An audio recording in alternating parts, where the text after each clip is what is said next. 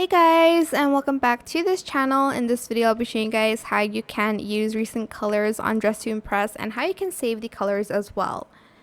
So I'm just going to use this outfit because you can select a lot of colors for this. For instance, I went to the color wheel and I want to save this kind of minty green color. So instead of copying and pasting the hex colors, the color code, select this button, go to saved and select save color.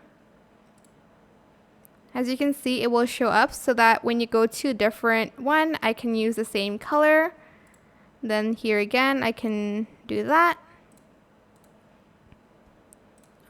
And then you can also use recent colors. So if you went to recent, you'll find the recent colors that you used. I did save it, so it's not going to show. But that is pretty much how you can use recent colors on Dress to Impress and how you can save it basically. I hope this tutorial was helpful for you guys. Don't forget to like, comment, share. Also subscribe to this channel if you haven't done that already. If you have any more questions about this video, just leave it in the comment section down below. I will try my best to answer them all for you guys. And if you found this video helpful, please click the thanks button as well. That is it for this video. Thank you so much for watching. Bye!